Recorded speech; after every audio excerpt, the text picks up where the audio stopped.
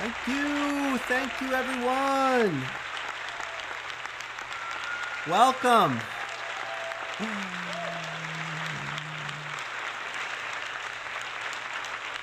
Welcome to another episode of the NES Happy Hour with Fitz and Master G, the show where we play through each and every Nintendo Entertainment System game in the entire library on original cartridges, original hardware, in a talk show, nostalgia-fueled, happy hour, trivia-themed extravaganza here live on Retro Gaming Adventures with Master G. I'm Master G.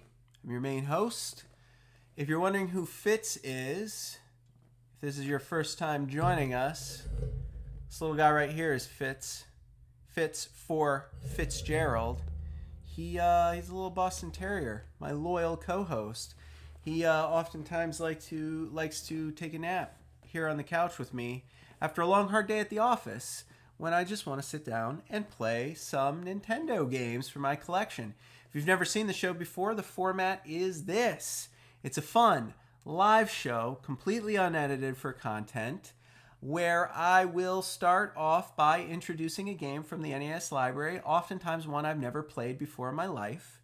Then we present to you a very special cocktail recipe. We have two, an alcoholic cocktail and a non-alcoholic cocktail, made special for the game with a funny name and a funny theme, all completely original, all designed by our very own mysterious mixologist. Parapluie626 is their gamer tag. And we'll have a drink, because I'm going to have a drink. Because if you're watching live, if you're in the US at least, it's about that time. About time to knock off of work and make yourself a drink, settle in and relax for a little bit, unwind before dinner, maybe before the kids get home. I don't actually know. I don't have kids of my own. And after that cocktail, we'll take a look at the game manuals. So I don't just collect the games. I don't just have these awesome boxes in this box art. I have the original game manuals for all of the games that we feature on the show. I'm just doing my part to record for the sake of history all the fun about these really old games from the 80s and 90s. I'll put the manual up on the screen. We'll have a look together. We'll read through it. We will relive the experience of getting a new game as a little kid in the 80s and 90s and trying to learn everything you can about it from that little booklet. After that, we took a short break. We come back. I'll fire up this machine you see behind me here, and we will play the featured game for a full hour, usually. Sometimes more, sometimes less. All depends. Just for fun, casually. You can watch along. You can chat with me. I love seeing the chat while I'm playing. I think this one's gonna be a good one for chat. It is, after all, a game show game, a trivia game, and it's kind of funny. It tries to be hilarious with bad jokes. I think it's going to be a good one. I think you're going to enjoy it. And then at the end of each and every episode, we have a little bar trivia challenge of our very own, where again I bring you wholly original 5 multiple choice questions in a game show format that you can play along at home. So if you're watching along live, or if you're watching this on repeat, on the channel or on the website, www.fitzandmasterg.com, you can shout out your answers. But if you're tuning in live, we'll put the chat box up on the screen. You can shout out A, B, C, or D for each of the 5 questions. I start off with a warm-up. I usually get to some pretty hard questions. I fancy myself a little bit of a trivia buff. So I like to challenge you. You'll walk away from the show, the NES Happy Hour, learning some completely and utterly useless things about nothing important whatsoever. So I'll leave you with that at the end of every show. And, we're in Season 4. If you're counting, this game is the 64th game that we have featured on the NES Happy Hour. My son is my life. Hello. I see you in the chat. If anybody else is out there, make your presence known. Say hello. Give us a shout out. Today's game is MTV Remote Control. You're probably thinking to yourself, I know MTV. I don't know what remote control is. That sounds ridiculous and silly and dumb, and it kind of was ridiculous and silly and dumb. Some of you who are older may remember a time when the music television network, MTV, first came out. And for a while, all that was played on that TV channel was music videos and top 40 countdowns. That's all. That's what MTV used to be. That's how it started. It was just a television channel you could put on, and it would just be like nonstop music videos, back to back, occasionally interrupted by a little bit of maybe top 40 or charts, top 10, something like that. Eventually, MTV, as you are all well aware, had the bright idea to expand into some original programming. And one of their very, very first things that they ever tried was to have a game show called Remote Control. And the premise was this. You got this totally normal 80s guy who lives in his mom's basement and is just obsessed with pop culture and television. Hey, Paraplui. Hey, Mitch. I see you guys in the chat. Thanks for giving us a shout out. If anybody else is out there, say hello. The premise of this game show was this. There's this dude, he lives in his mom's basement. He's your typical 80s punk. He's just kind of lazy, good for nothing type of guy, just bumming around, listening to records, doing nothing productive. But he's down there, he's watching TV all the time, and he's absolutely obsessed with pop culture and television from the 60s, 70s, and 80s. And he decides to host his own game show where he invites his friends down into the basement, and he sits them up on 3 recliners, and they have snacks, and he presents them with trivia questions about that useless pop culture, usually to do with TVs or movies. It also had an element of a skit show to it, the actual remote control. So you would pick a category. Occasionally there would be a skit, a video. Weird Al Yankovic was in this game show.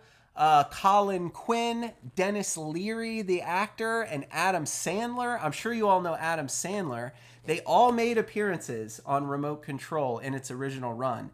It did only last for 3 years, I think, before they canceled it. But it was kind of interesting. It was unique. It was funny. It was entertaining. It was completely different. It was both a spoof on game shows and a mock you game show about pop culture and just sort of like 80s culture. So I think that's what it was. And fortunately for us, they tried to port it over into an original Nintendo Entertainment System game, High Tech Expressions, at the heart of family fun.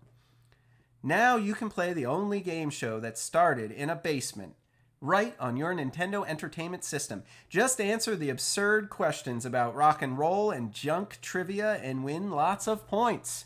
Senseless, you bet. Fun? Always. You'll be the envy of your friends, and best of all, you don't have to be smart to win. MTV's Remote Control features hundreds of challenging questions in absurd, thematic, tasteless, and humorous categories. Crazy interruptions such as Off the Air, Home Shopping Zone, and Ranger Bob. Just like the real show. The Fast and Furious endgame round that can change losers into winners. Single or group game plan options. MTV's Remote Control for your Nintendo Entertainment System. So much fun, you can hardly stand it. Whew. There it is. That's the game. That's the game we're going to be playing today. I have fired this one up before. I think it's fun. I think it's great. You guys know I love the game show games. We've done a Wheel of Fortune. We did a Jeopardy. I have a blast with those. I'm really pumped for this one too, for sure. So we'll hope it works. I mentioned on yesterday's show, I do know for a fact this cartridge of mine that I have is well loved, which is a good sign. It means its previous owner played it a lot. But the pins in my cartridge are a little shaky, and we are totally live, and we are playing on original hardware, so there is a chance this game could glitch out. We might actually get to finish an entire game. I think I've gotten to the end once or twice before without it glitching out, but we'll see when we get into the gameplay segment. All right, guys, it's time for the cocktail segment. You ready for that specialty cocktail to go with MTV's Remote Control? There it is. We call it the Off the Air after that feature in the game show itself. I think Off the Air was what they called it when someone lost. So when a contestant was eliminated, there were 3 contestants and you got it down to 1. But I think when someone was eliminated, they went off the air and they were quarantined in some other place where they were harassed and tortured by Weird Al Yankovic, interestingly enough. But that's what we've named our drink. It starts with a shot of gin, a shot of Bianco vermouth, white vermouth there, and you mix all that up with a little bit of lemon juice and frozen berries. That's right. You don't need to use ice when you're shaking up this cocktail. You use actual frozen berries instead of the ice.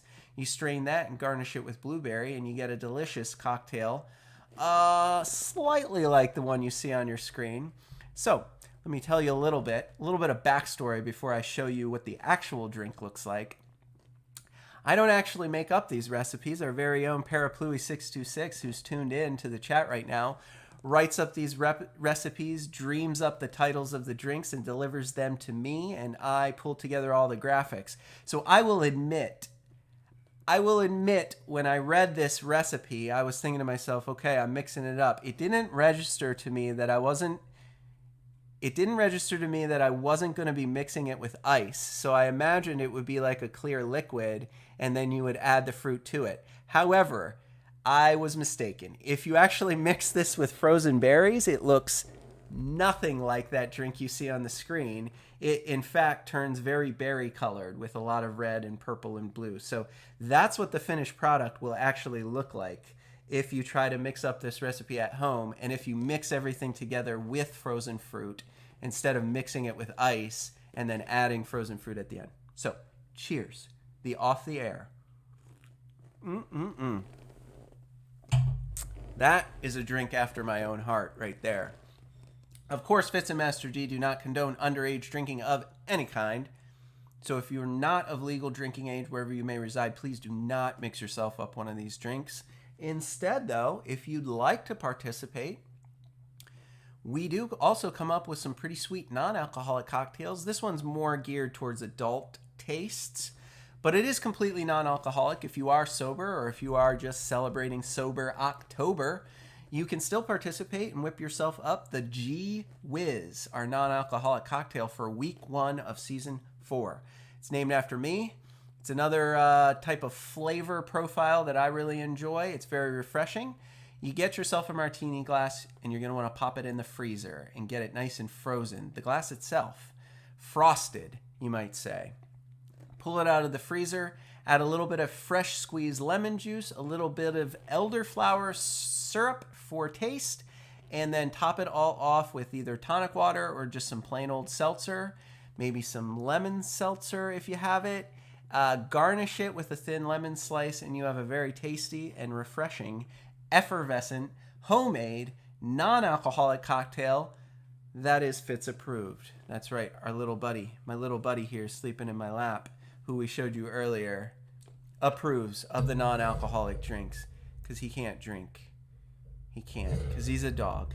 So he understands. He understands if you don't want the alcoholic cocktail. I will be drinking my Off the Air on today's show, so feel free to enjoy one of these with me, or one of the non-alcoholic alternatives, or whatever you prefer. Cheers. All right, that's it for the cocktail segment. Let's talk about this manual. I told you, the folks behind MTV's Remote Control, the brains behind this idea, they fancied themselves comedians. And in fact, a lot of the people who starred on the game show and put together the skits and the questions were all actual, very popular stand-up comedians at the time. This instruction manual is rather boring. There's no pictures, it's all text, but most of the text is intentionally utterly hilarious. So I'm going to read some of it for you, because even though it is one of the more boring manuals, if you actually read it, it is kind of silly. So there it is, MTV Remote Control. That's what the set looked like. I told you they sat all the contestants in basements and in recliners, and that's them holding bowls above their head, because in certain segments, various snacks would fall from the ceiling, and you'd catch it in the bowl, and then you'd eat it while you were playing. So I told you this game show was utterly ridiculous, and I hope you believe me. There you have the official Nintendo seal of quality. Precautions about taking care of your game. So far, so good. It's pretty straightforward. Table of contents. Read this booklet for a complete explanation of how to play the game. Or don't read the booklet. Make a total fool of yourself in front of your friends and family. Your choice. I told you, they're already getting snarky. All right, here it is, starting the game. Welcome to MTV's Remote Control. Now you can play MTV's ridiculous trivia game show quiz on your NES system. It will challenge your knowledge of classic TV sitcoms, rock stars, celebrities, and rumors, as well as soaps and cop shows. Try to upstage and outclass your friends or your favorite NES opponents with the results of your years of cultural research in this irreverent, fast-paced game for today's generation of TV trivia heads. And remember, if you win, you should be ashamed of yourself. Here's how to get started down the road to intellectual degradation. Insert the game pack, turn on the power. MTV's Remote Control will jump out of your TV screen. Press start to begin. There is the controller. Select contestants, channels, answers, trivia questions with the D-pad. Select to enter your name. Start pauses the game or starts it. A button selects the channel and buzzes in to answer the question. B button confirms the choice of the trivia answer. I believe the answers are presented in multiple choice format, I think. At least in this game. I don't think they were in the real life game show. Stone Cold Parkin, good to see you, man. Thanks for tuning in live. Anybody else out there in the chat, say hello. Oh, I see Blue Balloon Pop. I didn't even see you join earlier. Good to see you all again. We got the whole crew here today. Selecting contestants. MTV's Remote Control gameplay involves 3 contestants. We'll play against 2 computers. Easy peasy. Press start when you see the legal mumbo jumbo on the screen. With controller in hand, player 1... For you phys ed majors, that's the player holding controller 1, selects the face of his dreams using the up and down arrows on the control pad. Whatever you do, you must not press the A or B buttons. Press select to enter your name. Use the control pad to cycle through the alphabet. Press select again when you are done. Now comes the hard part. When you have the face you always wanted, you must decide if you're the only human playing. If you are the only non-computer player, press start. That's what we're going to do. If your opponent is ape descended, pass controller 1 to him or her. You need not determine the sex of your opposition, or your own sex for that matter. You can't see that. The sex of your opposition, or your own sex for that matter, before passing the controller. Step 5. If player 2 is human, repeat step 5. If you are uncertain who player 2 is, press the A button. After you decide who you are, press either start or the right arrow. If you press the right arrow, you can choose the face of the computer player, but it's pretty boring. So why not just get on with the game and press start? Trust us on this one. Return controller 1 to player 1, then pick up controller 2. Note to ugly contestants. If you don't like the way you look after seeing the competition, don't panic. You can cycle back to your little TV using the arrow keys and change to someone else. Too bad it's not so easy off the screen, eh? However, if player 1 changes, all of the other players change too. This happens because of some high-level stuff in the program that makes some contestants incompatible with others. It's just like family life. Step 6, after you select the contestants, the handsome and quick-witted host appears on screen to introduce the contestants on stage. Magically, there you are, along with the others, right on the TV screen. The host, he indicates which contestant is in control and asks that one to choose a channel. If the contestant is you, choose one of the 9 channels on the remote control TV screen. Using the left or right arrow keys, press the A button to lock your choice. Selected channel appears, followed by a very clever trivia question. We'll see if it's more clever than my trivia questions in our bar trivia challenge. And 3 multiple choice answers. I give you 4 multiple choice answers, so I'm better. That's right, this is just like school, except that the questions require to use parts of your brain not usually accessed during waking hours. All 3 contestants buzz in by pressing the A button on the controller when they think they know the answer. Do not worry about the poor computer contestant not having a controller. He can buzz in using only his mind. Try it, it might work for you too. And as the scholars among you have guessed, the first contestant to buzz in chooses from among the multiple choice answers. You will know who buzzed in first because his or her picture appears in the lower right corner of the screen. If it's your face, press B to answer. You've got nothing to lose at this point. If you guess wrong, the remaining contestants get a chance to beat each other to the buzzer for another try. If someone gets the answer right, they get the points, take control of channel selection for the next round. If no one gets the answer, as pathetic as that sounds, control remains with the last contestant to choose. Channel indicator. Pay attention, this gets technical. Here's how you tell if a channel has been selected. A white channel has never been chosen. A red channel has been selected, but some questions remain unanswered. A gray channel is closed. All questions have been asked. The red flashing channel is the one currently selected. And then, of course, the ever-popular snack break. At the end of round 1, we take a snack break. That's when all the stuff falls from the ceiling. We suggest that you clear your head, grab some munchies, watch MTV for a few minutes, and then come back refreshed and ready for another grueling round. Round 2, that is. Reloaded with new categories, more ridiculous trivia. The point value is doubled, just like in the real game show. Off the air. I should cheers to that. The name of our drink, Off the Air. Cheers. If it happens to you, you lose, which is not so embarrassing considering what it takes to win this game. If it happens to someone else, make fun of them for a while and prepare mentally for the final round, which is, of course, called the Think Real Fast round. This is where we separate the men from the computers, and the computers from the women, and the women from the men. And if you still need help, you really need help. Anyway, in this round, you compete against the remaining contestant in a test of quick TV trivia recall. Questions will appear in rapid-fire order on the screen. There are 10 answers on the screen. Use the arrows to select the correct answer before your opponent gets to it. Then quickly press the A button to lock in your choice. The first contestant to select the correct answer gets the points. When the round is over, only one survivor will be left standing or sitting. The idea is to think real fast without losing your media cool under fire. This is your last chance to gain points, win the game, and rationalize a misspent youth. Special surprise channels. All remote control channels are special, but some are more special than others.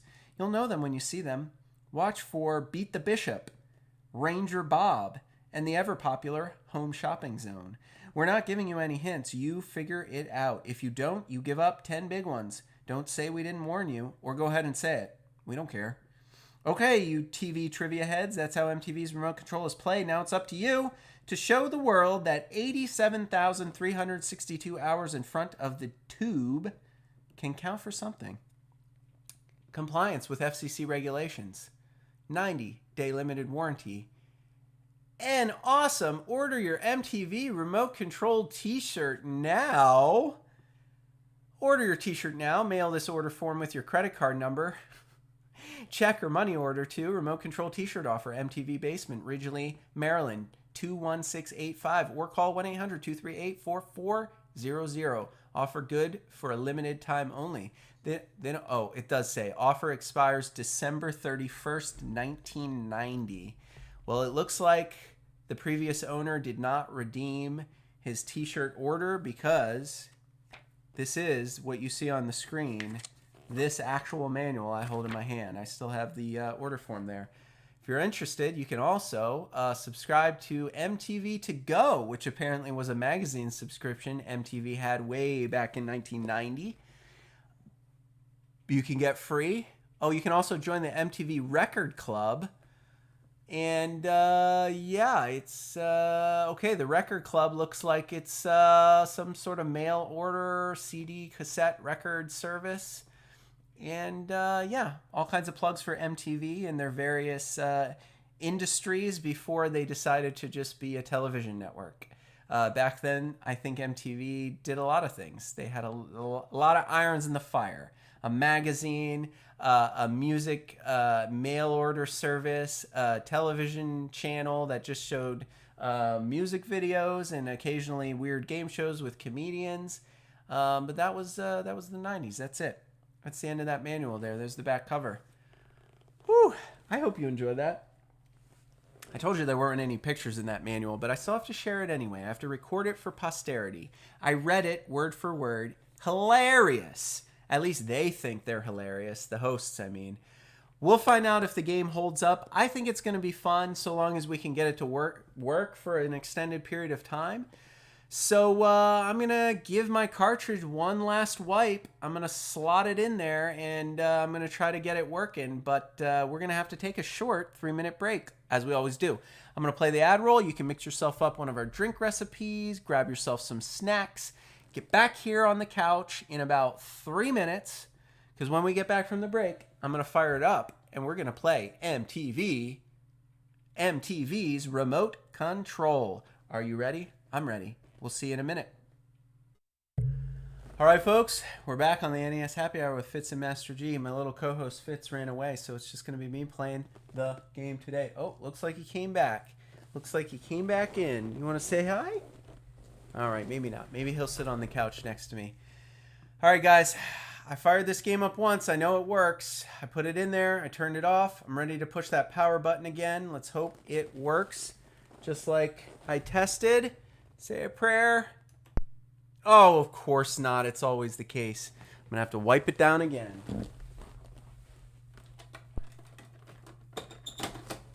Hold on 1 second.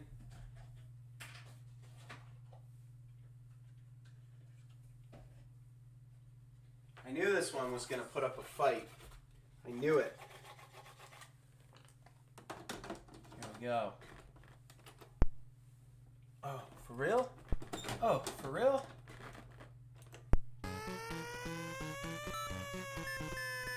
Not quite right, guys. Not quite right.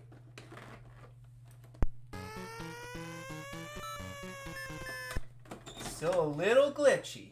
Still a little glitchy.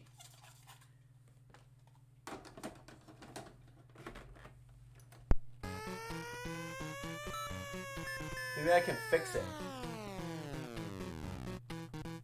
Oh, I almost fixed it. Oh no, guys. Oh no.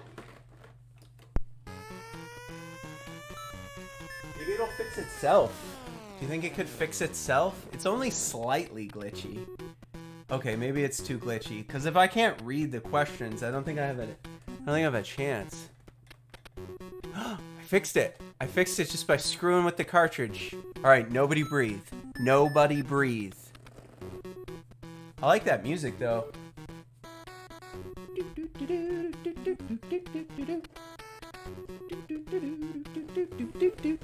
Stone Cold Parkin', did I have another channel before this? I actually did not. I started off streaming in Twitch, but I had so many performance problems, and the Twitch people just weren't helpful at all, so I was like, alright, fine, screw you, I'll go to YouTube.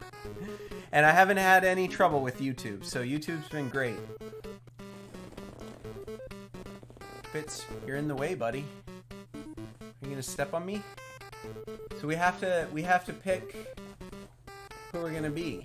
Okay. Good boy. Fitz, I just gotta show everyone how adorable you are, okay? Look at him just curling up. He's just like, I just want to sleep. I just want to sleep on your lap and play MTV Remote Control with you. No problem, little buddy. How do I pick my player again? Anybody know? I mean, I'll just be Freddy. Ooh, that's terrifying. Alright, Freddy it is.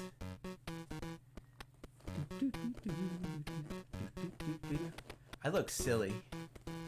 Okay, Freddy, you're in control. Choose a category. 1, 2, 3, 4, 5, 6. Well, I don't know what the categories are. They're just numbers to me. How about 3? The Bat Channel. You ready? Shout out your answers. I might need help. Time to answer these questions about everybody's favorite flying rodent, Batman. What actor played prize fighter Kid Gulliver on Batman, later became the manager and co-owner on Hotel? Does anybody know?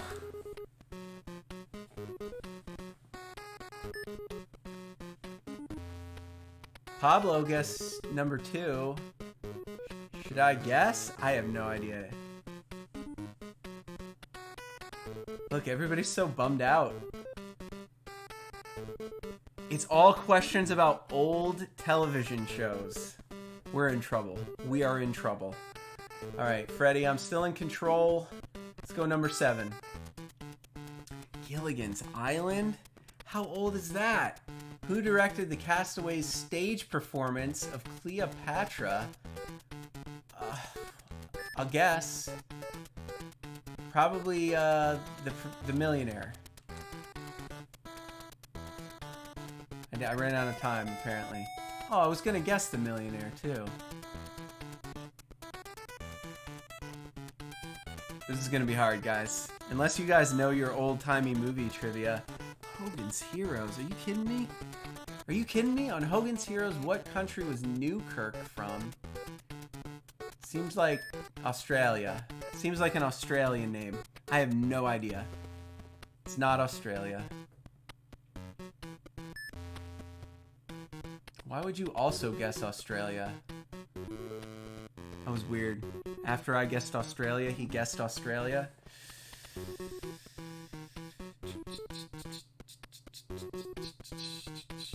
Man, we are not doing well. All right, Pablo's in control.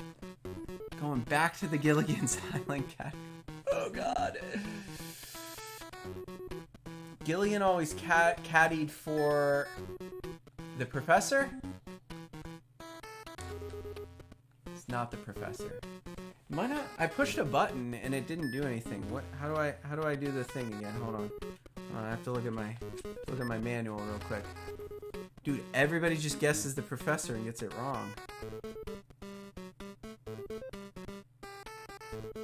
Okay, so B is how you answer. You gotta press B to select your answer.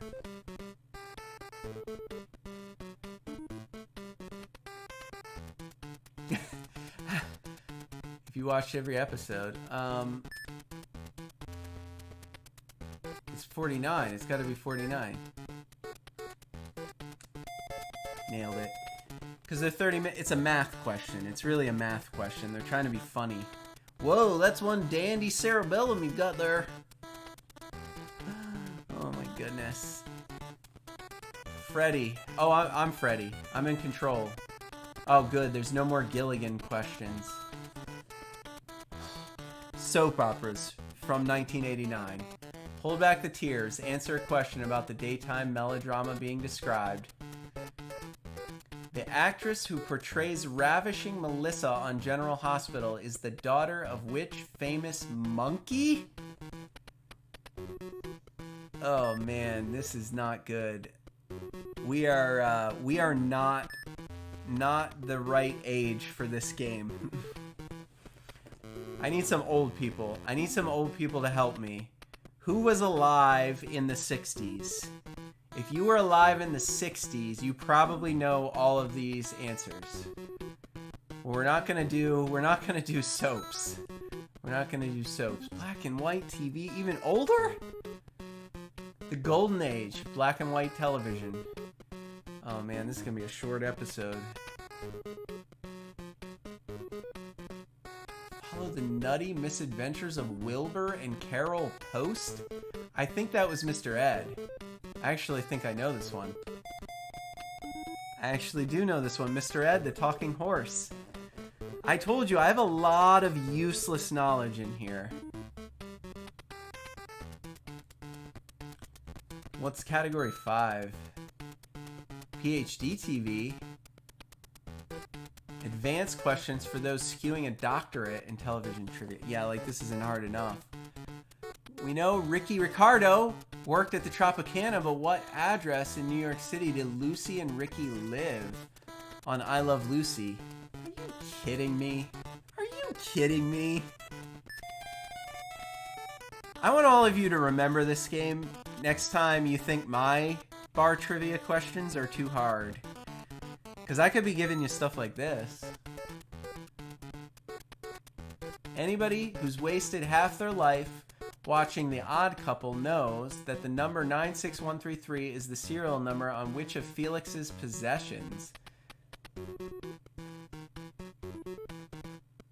That's so bizarre. It's not his iron. Okay, I'll go with his camera. It's not his camera, it's his television.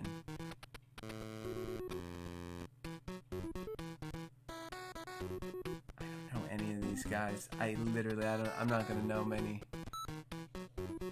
Oh, Hogan's Heroes. Great. Another show I never watched ever in my life. Hogan's Heroes. What was the name of the Stalags monocled commandant?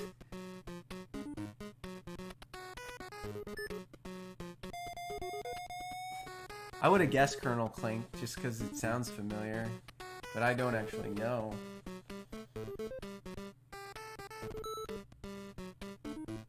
Oh no, guys. Complete this phrase from the Twilight Zone. You're traveling through another dimension, not only of sight and sound, but of mind. God, I knew that one. I knew that one, though. I did know that one. And I'm in the lead, no less. Freddy's in control. All right, let's just close out that category, black and white.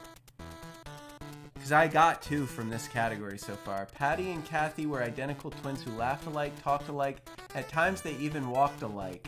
You could lose your mind watching what show? I have honestly never heard of any of those shows in my life. Oh God. Oh God, no. Oh. Oh look, all the snacks are falling on us. What are they? And now for a quick commercial break. Oh, lordy. Oh, it's a plug. It's an actual commercial for MTV. Tiff, it's good to see you. It's good to see you. Coming in a little late. We are not doing well with this game show trivia. It's all about really old television. Archie abandoned Edith once a week to be with the Cannonballers. Who are the Cannonballers? I want to say it's his bowling team. I think it's his bowling team. Yep, I knew that one.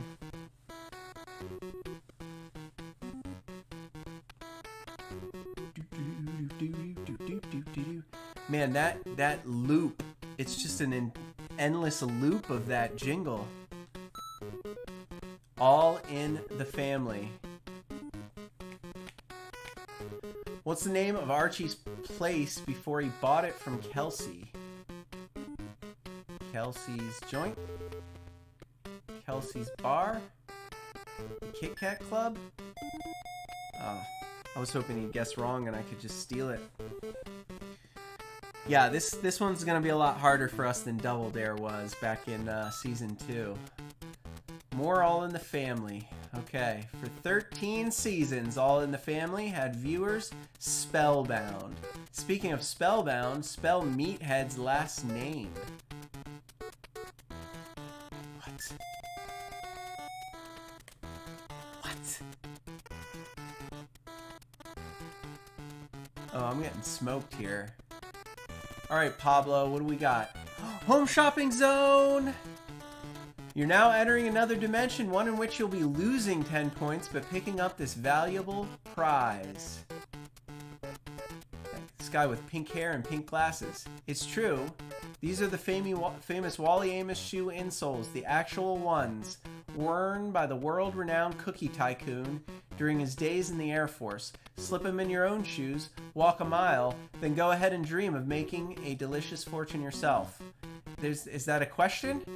Oh, he just loses 10 points and he wins a bunch of insoles. So it's like a gag. It's like a gag gif. Reruns.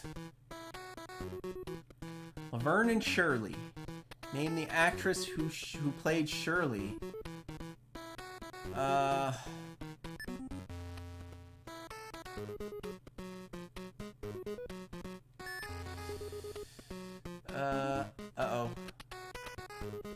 Ran out of time. I also lost my audio. I can't hear it.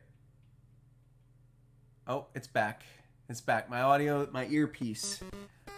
I got distracted because my audio went out temporarily. I Love Lucy. One of the Marx Brothers did Lucy try impersonating during her trip to Hollywood. Groucho. Not Groucho. I don't know. I gotta guess. I don't think you lose points for guessing wrong. You lose control of the board. So I guess we should guess every time. I guess we should just buzz in and guess. From now on, I'm gonna buzz in for every question, Give me some help in the chat if you know. Reruns. On Webster, what caused the untimely death of Webster's natural parents? I want it to be a ski accident. It's not a ski accident. Right, Tiff? The good old days of MTV. Man. This game show was on for 3 years. I think it was their very first original programming. They didn't always have reality TV. Used to just be music videos. Okay, Pablo, choose a category. Still more TV. Shocking. Run DMC may have saved this band of Boston bad boys by covering their tune Walk This Way. I know this one! Aerosmith. It's Aerosmith. Walk This Way. Walk This Way! Ooh, good answer. Did you skip a lot? Oh, I couldn't read it in time. Okay, Freddy. That's me. That's a good category. Let's stay there. Still more TV. 85. Sting sang, "If you love someone, set them free." How many times has this superstar been divorced? As of 1985.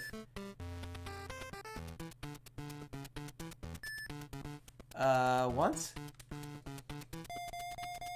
Alright, once. Nailed it. Give me the points.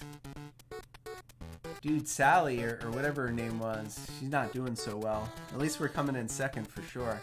Alright, I'm staying in the music category. I at least have a chance in the music categories. How many curvaceous elbows in the band Bananarama? Is that true that one only has one arm? I'm guessing that. Oh, it's not true. I have no idea. I just really wanted it to be true.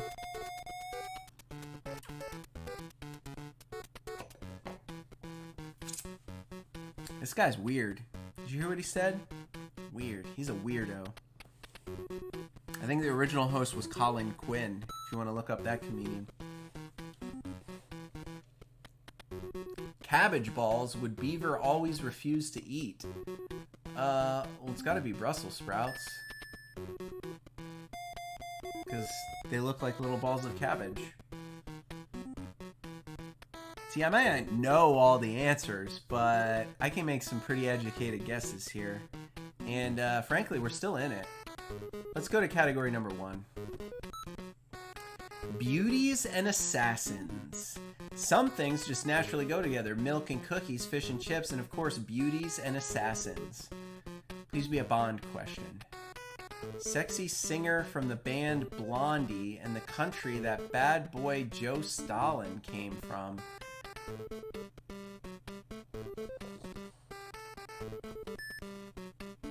Was he Polish? The Soviet Union. I don't know why I didn't guess that one. I panicked.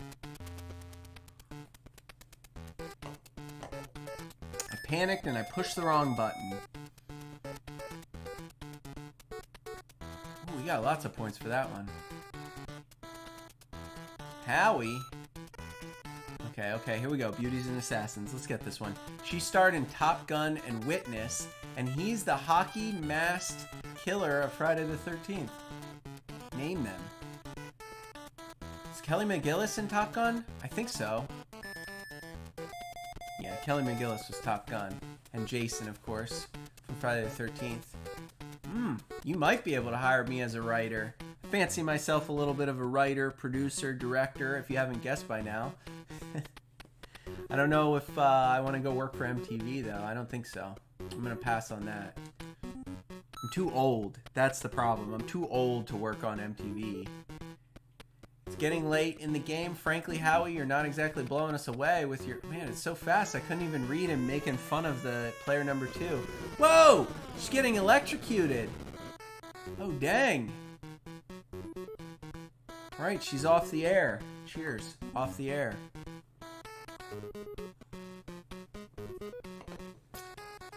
Tiff, how was my day, you're asking in the chat? Well, it was rough, if I'm being honest. I have had a rough work week. Just some crazy stuff going on. What is this?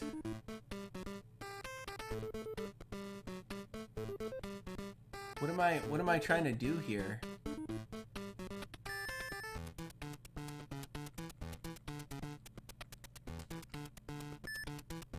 Rain yen? What is happening? I don't understand this. Mystic peseta on golden peso?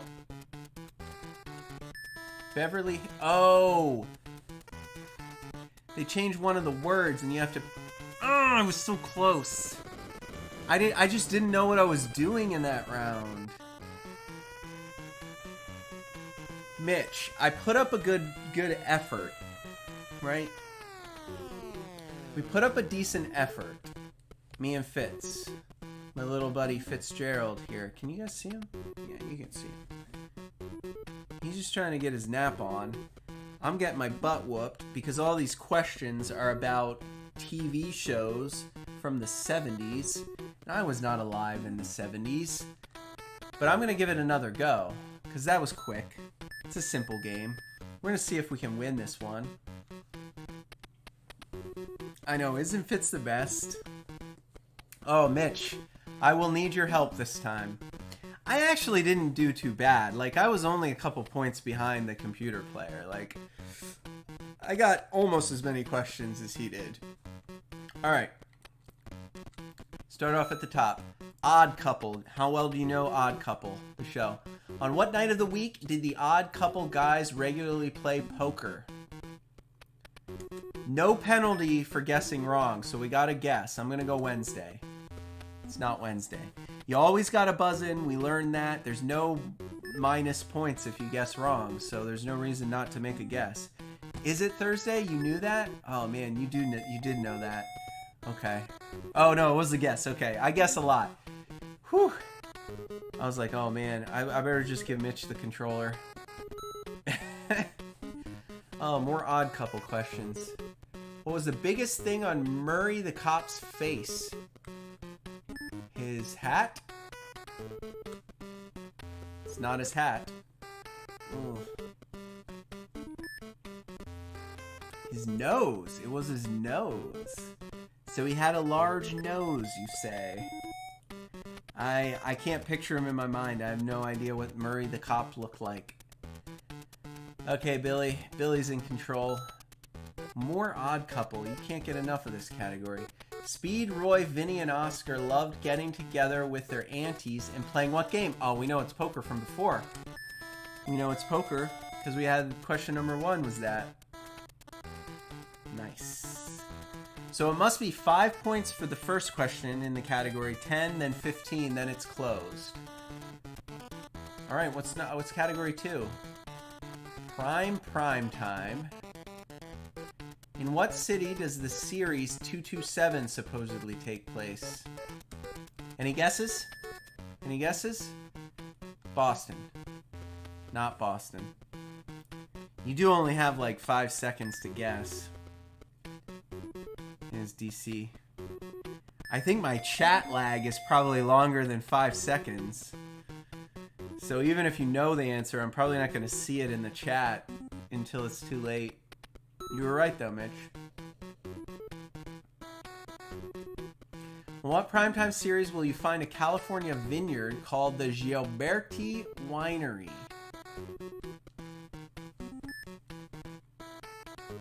Falcon Crest. Got it. You sure know your TV trivia. I guess you really don't have a social life, huh? Falcon Crest. Yeah. All right, I'm in control. Let's do the last one. Prime time. On Amen, Reverend Gregory preaches in the First Community Church of what northeastern city? Do we know, Mitch? Do we know? Billy thinks DC. It's Newark or Philly?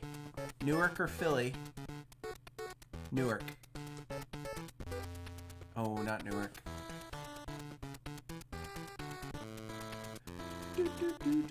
Yeah, I would have guessed too. I had no idea. I've never even heard of that show. To be honest, I've never even heard of it. Alright, Freddy's in Control. That category's closed. What's next? Oh, the Bob channel. Robert, Roberto, Rob, Bobby, Robbie, a Bob by any other name would still answer to Bob. The answer to this one is Blowing in the Wind. He used to be called Robert Zimmerman. Now he isn't. Name that Bob. Is it Dylan or Denver? I screwed up. You knew that. Oh, it's not Bob Amici. Who's Bob Amici? What is it? Blowing in the Wind reference? Oh, it is Bob Dylan. Yeah. I thought it was probably Bob Dylan. Yeah. Oh, go back to the Bob category. At least we have a chance with the Bob category. All right, daytime melodrama. So is this the soap opera one? Blowing in the Wind is a Bob Dylan. You're right. Elizabeth Carlisle is Julie Chandler's real mother, but Ross and Ellen Chandler adopted Julie. No wonder she's hanging around jailbird Nico on what soap? Good God. It's got to be All My Children because of all the children references, right? Nailed it. I didn't actually know that, but it's all about, like, they're just talking about everyone's children, so, right? It's got to be All My Children. All right, we're in control. I'm going back to the Bob category. Screw that. I think we're going to get these. Name the actor who played America's favorite little buddy on Gilligan Island. Well, that was Bob Crane. Right? Bob Denver? Bob Denver. Oh, you knew it too. I wish my chat lag wasn't so long. Maybe I should wait and like buzz in at the very last second. That way you have a chance to tell me what the answer is. It's weird that when I guess wrong, the computer guesses the same answer and is also wrong. Like the computer AI isn't even smart enough for that. It's such poor programming. All right, let's do the last Bob category. I'm gonna wait to buzz in, unless I know it. He's the annoying ex-ball player in the Miller Lite commercials who always gets the cheap seats. Name the Bobs that's starring in Mr. Belvedere. Anybody know? Oh, we got outbuzzed. It's okay though.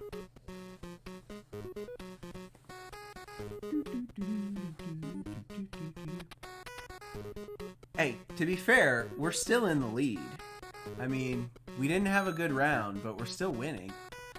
No more soap operas. Luscious Ashley marries Steven, leaving Victor in shock on what soap? I'm gonna guess Young and the Restless, because that's the only one I've ever heard of. Objections? I guessed it, and we were right. I haven't even heard of the other two. Was that... Oh, that was only 10 points. I was gonna say, was that the 15-point one? Oh, we're not doing soaps. What's next? Ooh, who knows Elvis? Anybody know Elvis? He was always surrounded by a bunch of homeboys who went by what organized crime-inspired nickname? The Memphis Mafia? The Tennessee Troubadours? The Hillbilly Hitmen? Oh, he beat me. Oh, it's not Tennessee. Elvis isn't Tennessee, he's Memphis. I live in Nashville, Tennessee, and everybody's like, oh, Elvis, and we're always like, Elvis never hung out in Tennessee, in Nashville. He was in Memphis. He's a Memphis guy. Snack break. I guess those are like, what are those, like marshmallows or something? And of course the obligatory MTV commercial. All right, round two. Point values doubled. This is where it counts, folks. I still have control, but I can't see what any of the categories are. So I guess let's just try number 6. Oh, Bewitched. I liked that when I was little. I used to watch that on Nick at Night. Arrested for assaulting a cop, but he was first known as the father of our country. Name him. Well, it's got to be George Washington. Right? I'm not crazy, right? It's got to be George Washington. I don't actually remember that from Bewitched, but Father of Our Country, George Washington, right?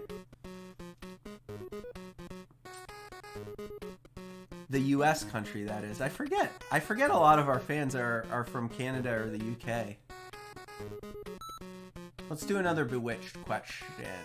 Actress Erin Murphy really grew into her part on Bewitched.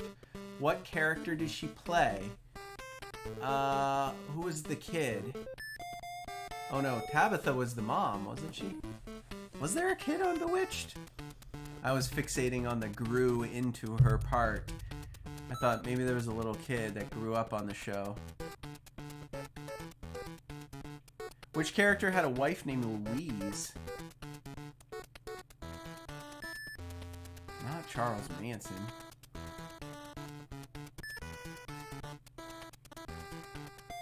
Oh, I was gonna say if she guesses wrong, I'm gonna get it. Oh man. Okay.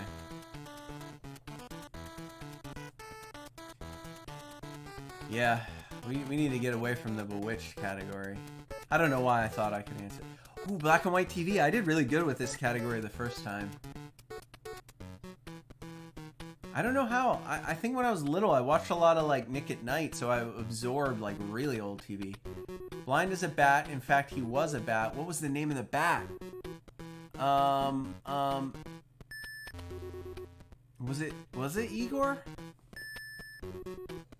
It was Igor. Confirmed. Thank you, Mitch. I want to stay in this category. I've gotten more answers right in like really, really old TV than I have in TV from the 70s and 80s.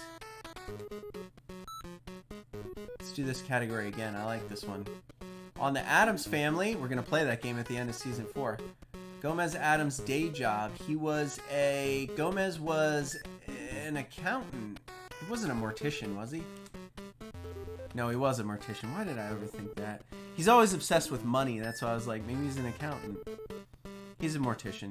That's stupid. Oh, nobody got it, though. Alright, nobody got it.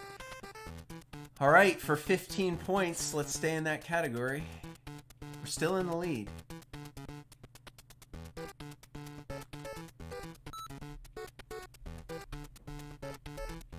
Who had the title role in the wacky sitcom that followed the nutty misadventures of Wilbur and Carol Post?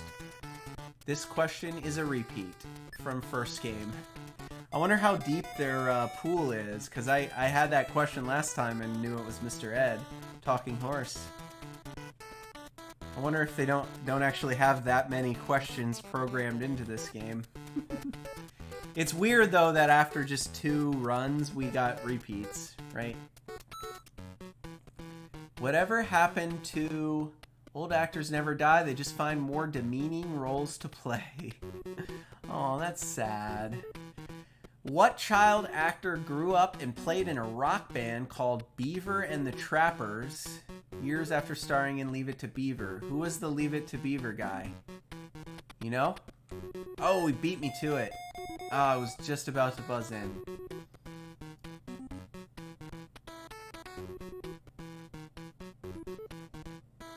Oh, we have a commanding lead. Alright, Mike. What's it gonna be, Mike?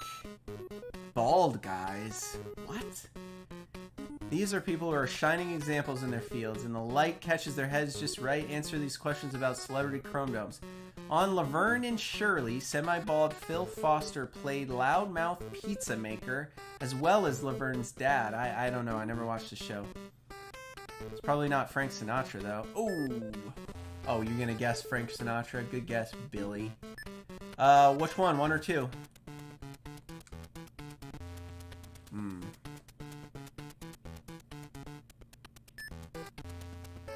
Oh, I guessed 2.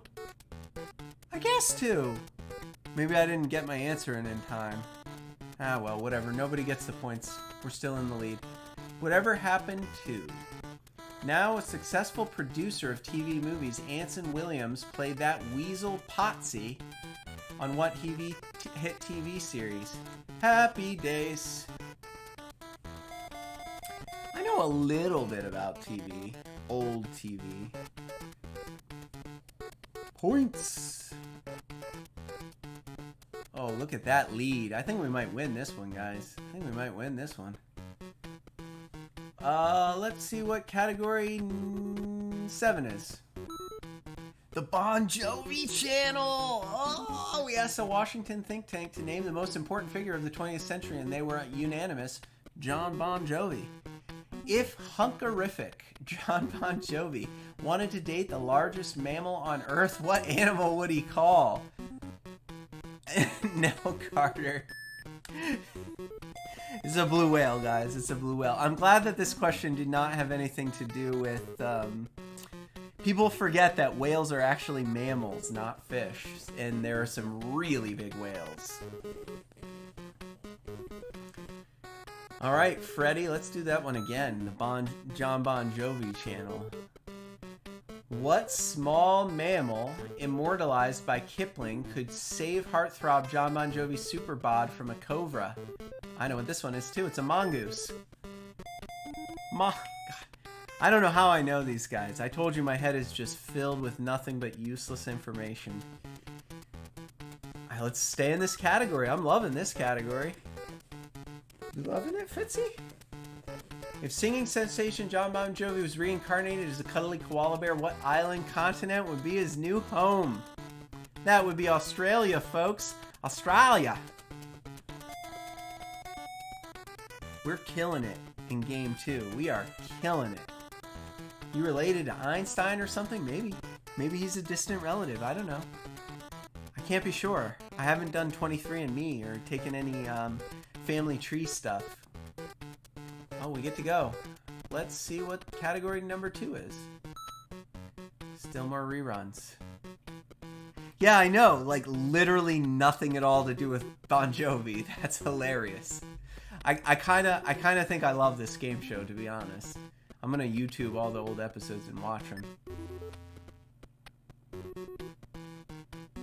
From Taxi. I mean, this is from the show Taxi, right?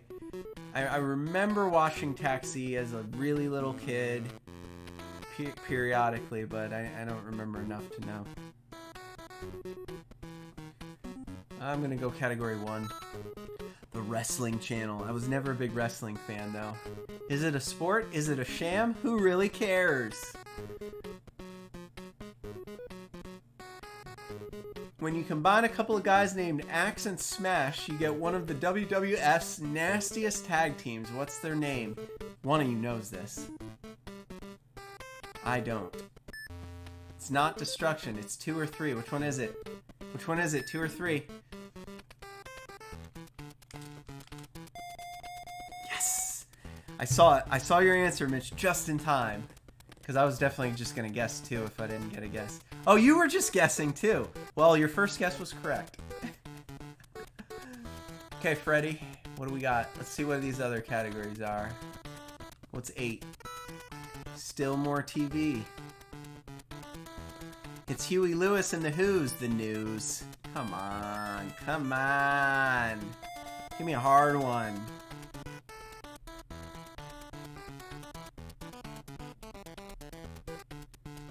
Freddy, you are killing it today.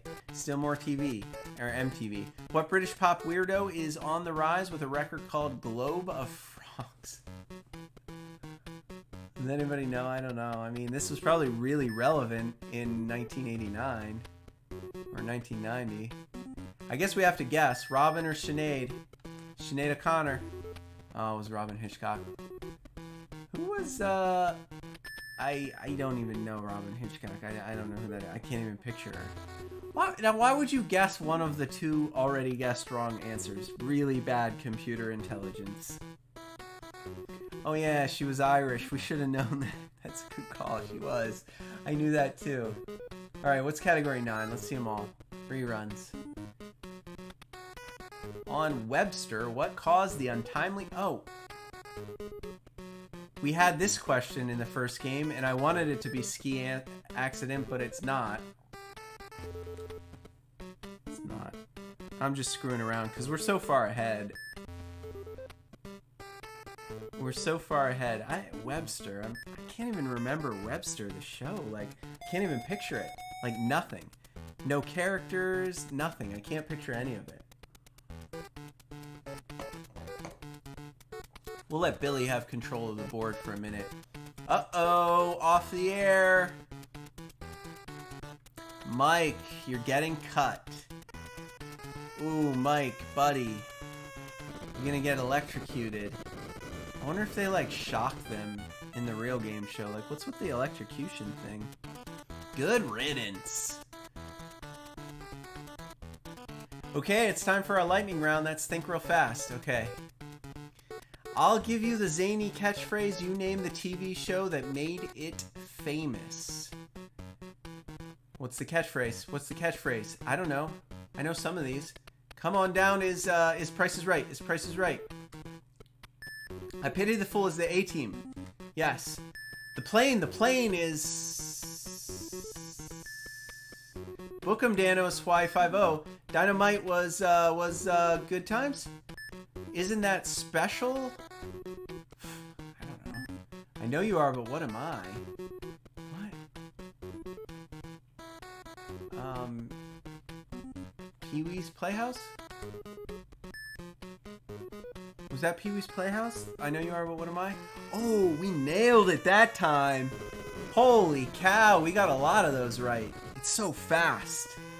It's so fast. We have a winner. All those hours in front of the TV have paid off and given new meaning to your humdrum existence. Today I'm proud to be your Oh, too fast. There we are. We won. We won MTV's Remote Control. Alright guys, you've seen literally everything there is to see about this game. I am happy to play one more game of this if you guys want to watch it. Do you want to watch me play one more? I mean, we're like maybe 10 minutes away from when we would normally end. We could probably get another full game in 10 minutes. Let's do it another one. Let's go next. Let's be a different character. Oh yeah, let's be her. I like her. Oh, come on, start it up. Let's see our contestants. Oh yeah. Oh, I forgot to change the name. Her name is still Freddie. Choose a category. More primetime. I'll just start with number 1 because I don't know what they are. Newhart. His family has been caretakers of the Stratford Inn for 200 years. What character does Tom Potson play? Don't know. I'm looking at the chat if any of you know. Oh, she guessed it right. It's George. It's one dandy cerebellum you got there. 5 points. Alright, Howie. More Leave It to Beaver questions. What was the name of Wally and Beaver's sister? They didn't have a sister? Rosita or June?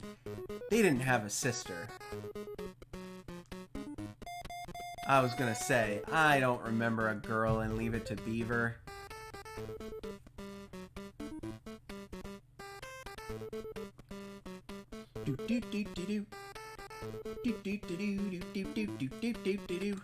What about number 4?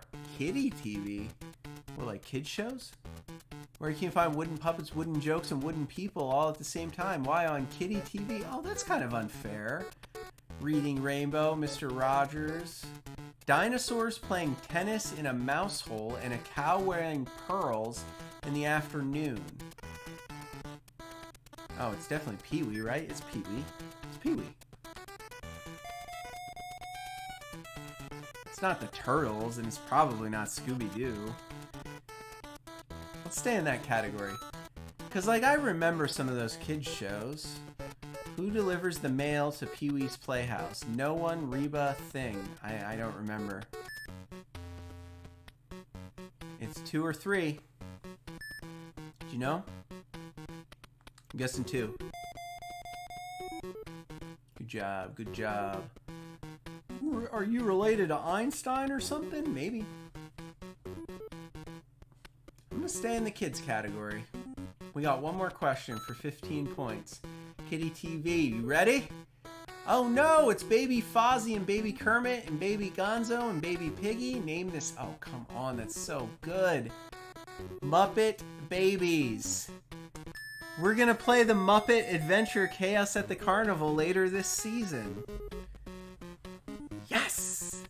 I love how relevant the questions are to this season 4 of the NES Happy Hour. I never would have planned, never thought that would be the case. I did not put this game in the lineup just because I knew we were playing games related to these questions. It's just a happy coincidence, right, Fitz? He's short, bald, pudgy, wears a cheesy mustache, and is the master mouthpiece announcer of the WWF.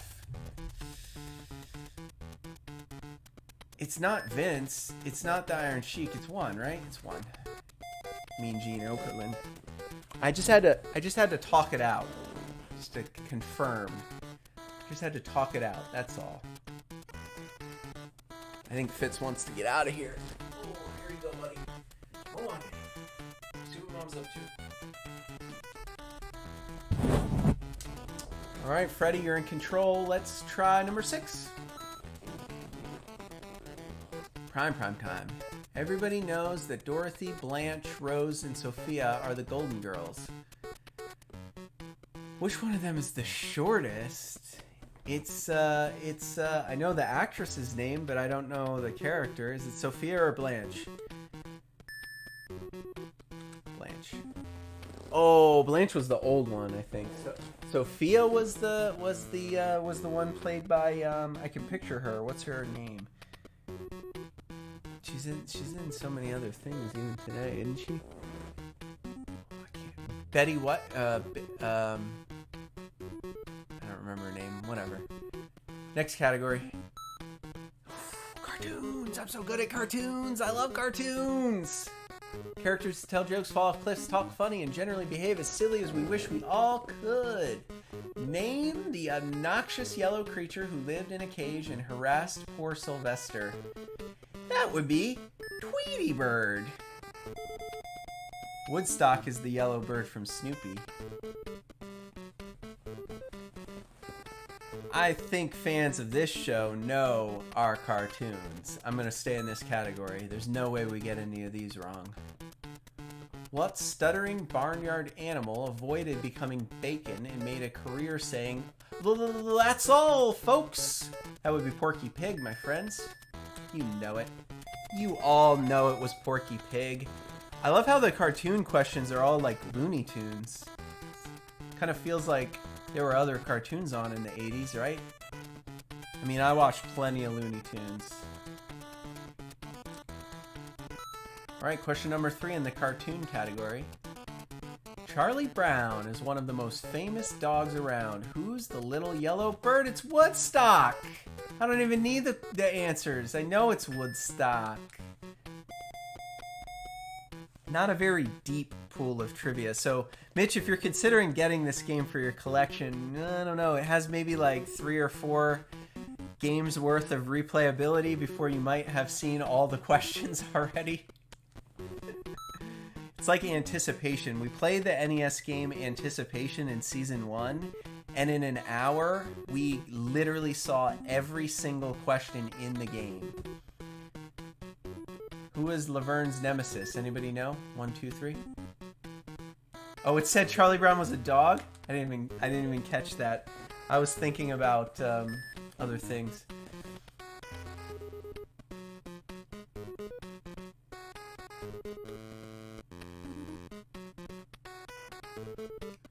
We are dominating.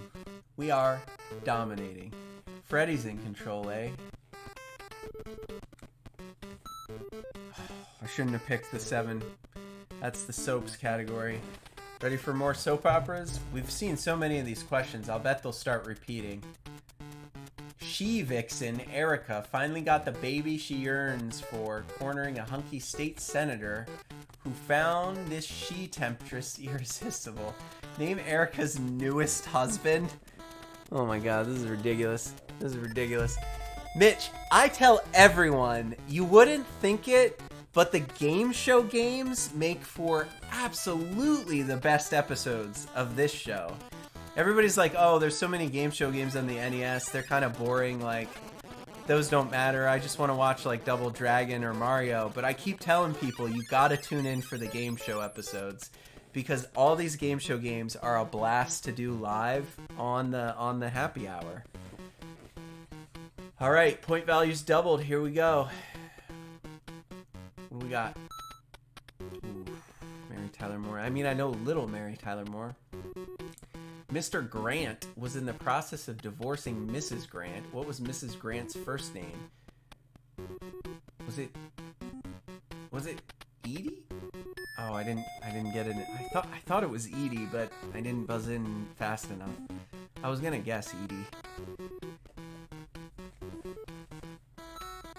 Oh, we're gonna stay in this category? You really love your Mary Tyler Moore, don't you? Alright, Ted once got a chance to meet his idol, a former CBS anchorman. Name this legendary newsman. Gotta be Cronkite, right? It's gotta be Cronkite. It was the right era for Walter Cronkite to be making guest appearances in fictional TV shows. Yeah. Alright, what else we got here? I don't want to do the Mary Tyler Moore category. Batman questions, but it's like the Batman TV series. Alright, here we go. Give me those Batman questions. What color was Robin's cape? Ooh, dang. I think it's red. It's yellow. Is it green? Damn. Does anybody know for sure? It's yellow. I mean, all three of those colors are in his costume in the Batman TV series, but that's a good question. It's a real good question. Oh, you had it! You had it, and it's my dang chat lag.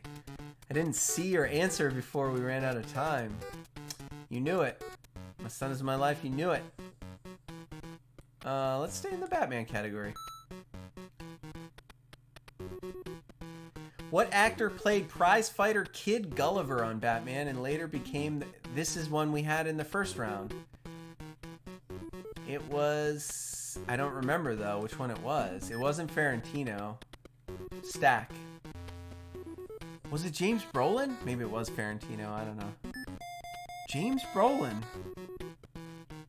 Alright, James Brolin was in that.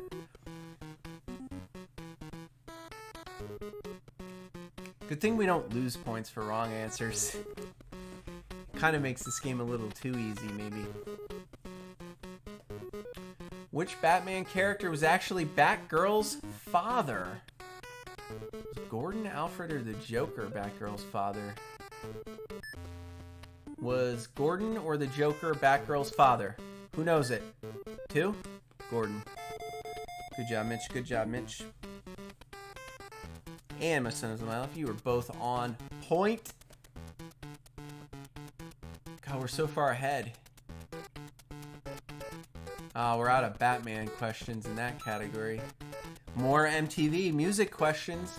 Gordon Sumner is the real name of what British rocker?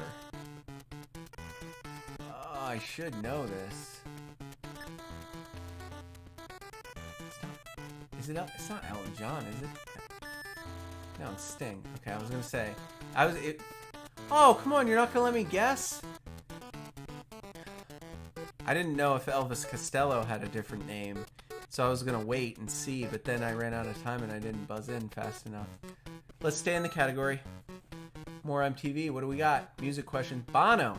Still hasn't found what he's looking. Still hasn't found what he's looking for. What country can we find him? He's Irish, right? He's not a Scot. He's Irish. Bono's Irish. Ooh, Elton John's real name was Reggie White. Yes. I'm staying in this category. We got one more. One more MTV question. More MTV. 20 years after Sonny and Cher had a hit with this song, UB40, and Chrissie Hynde hit again with it in 1985. Name the song. Is it I Got You, Babe? It's I Got You, Babe. It's got to be that, because nobody's ever heard of the other ones, right? I mean, if it was that much of a hit, I would have heard of the other two choices. It has to be I Got You, Babe. It's the only song anybody thinks of today, I think, when they think of Sonny and Cher. Or Cher. Yeah, Sonny and Cher. Yeah. All right, let's go category 2. PhD a TV. Advanced questions for those seeking a doctorate in television trivia. On MASH, what was the punchline to the joke Hawkeye considered the funniest clean joke in the world? What? I don't remember this at all. I watched a little bit of MASH. 1 or 2? Oh, it's 1? Is that all you do? Bird imitations? That's hilarious.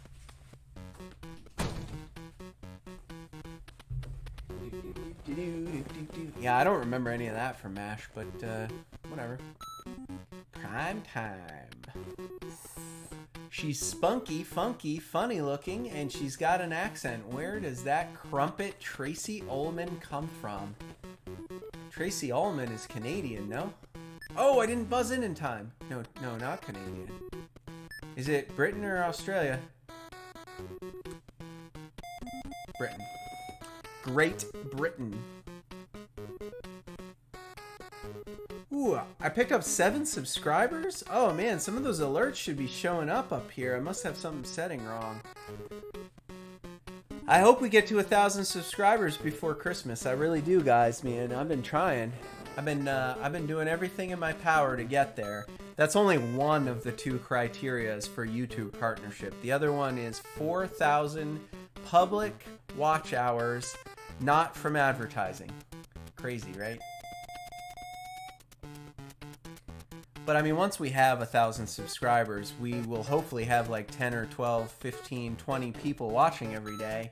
And all that watch time does count. So, I mean, that'll be like 40 hours a day for public watch time. Isn't that crazy, though? You have to get 4,000 hours. That's 240,000 minutes. America's Most Wanted, right? Yep. Yeah. I mean, that's kind of how it happens. It's just like, if you click on a video that's recommended and you watch the whole thing, I don't get credit for that watch time.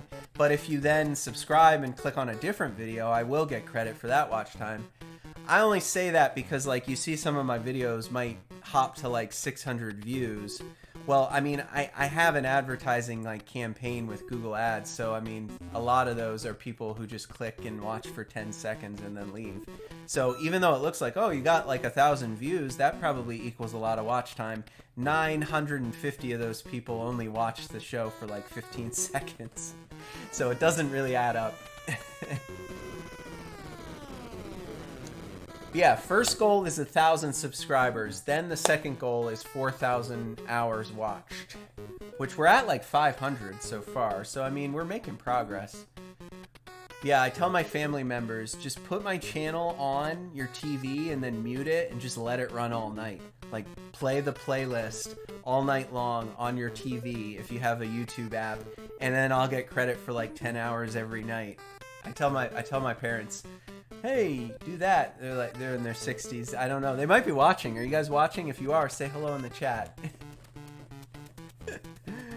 But yeah, I'm always like trying to find ways I can rack up those watch hours. Uh-oh. Sports. Beauty and the Beast. Donnie beat the clock. Name that tune. Oh, I totally killed it.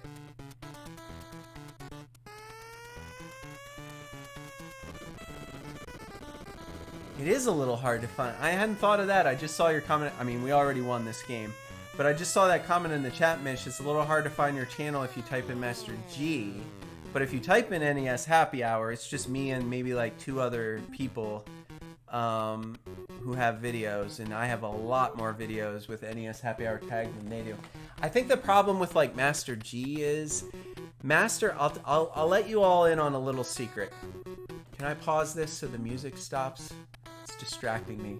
I'm gonna mute the music real quick. Okay, I hope I've muted the music. Because I think we're done with the gameplay segment. We're gonna take a short break. We'll be back with the Bar Trivia Challenge. But I do want to tell you that Master G, I went with that name because, and this is a funny story, I do play some other like PC games. Like I got into League of Legends, and my gamer, my name in that account that I went by was Master Ginge, Ging, because I'm kind of a redhead. But like whenever I'm playing with people, with my friends or with my strangers, nobody says Master Ginge like when we're communicating during the game. They always just say Master G, Master G, Master G. So that stuck. So that's why like everybody knows me as Master G. That's a spoiler. That's a little Easter egg. It stands for Master Ginge because I'm a ginger, and that's my actual gamer tag, Master Ginge. The problem is there are a lot of people who go by Master G. A lot of like rappers, a lot of different music artists, a lot of other people go by Master G, and I'm brand new to YouTube. So if you ever type Master G in, you're going to get a million other people before you ever find me.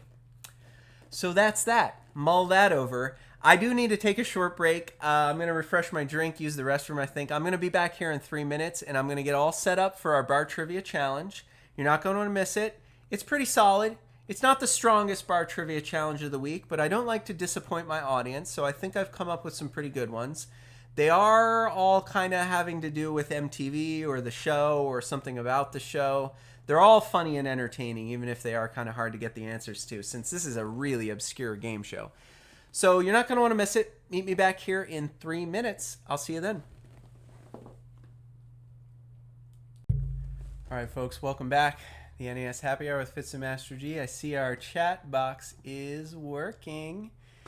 Mitch says, hey, Master G, so you said you need 4,000 watch hours before Christmas. I can get that done. Don't know if it has to come from other people. I actually don't know either. That's a good question. I mean, it's here on the stream.